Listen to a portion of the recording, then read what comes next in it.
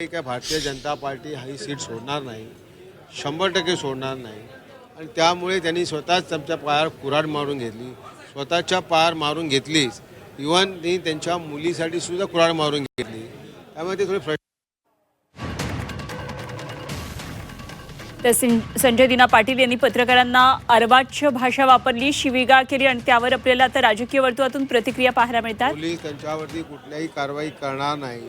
उलट त्यांना 2-4 काहीतरी गाड्या दिल्या प्रोटेक्शनसाठी, त्यांनी त्यांच्या गाड्याबरोबर फिरावं, आयुष करावी, मजा करावी, त्यासाठी त्यांना 2-2 गाड्या प्रोटेक्शन दिलेलं आहे. एकीकडे पोलिसांचं संरक्षण त्यांना दिलं जातं आणि दुसरीकडे पोलीस संरक्षणामध्येच ते बोलत आहेत या सगळ्या गोष्टी.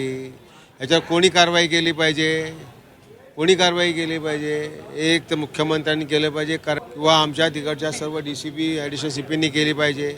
हा कसं बोलू शकतो की 5-5 लोकांच्या मर्डर माझ्या घराजवळ आम्ही केलेले आहे? कसं बोलू शकतो? आम्ही जर नाटक केलं, आम्ही तर तुमच्या घरात राऊत साहेबांच्या घरावर बॉम्ब फेकून देऊ. मजल किती बनते बघा त्याची, की त्यांच्या घरावर आम्ही बॉम्ब टाकू.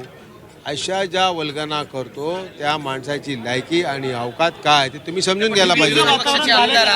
बोला ना.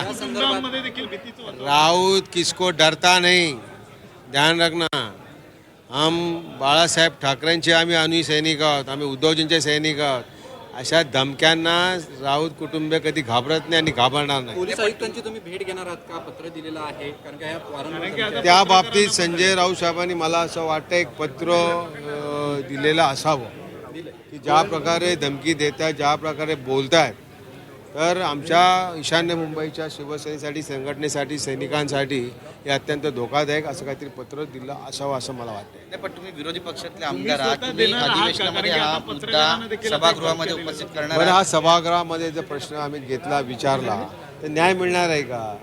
अहो, मुख्यमंत्री त्यांचे, उपमुख्यमंत्री त्यांचे, खासदार गृह खातं त्यांच्याकडे, पोलीस त्यांचे, न्यायव्यवस्था त्यांची, तर न्याय काय मिळण्याची शक्यता आम्हाला सभागृहात नसल्यामुळे विचारून फुकट कशाला टाइमपास करायचा. धन्यवाद.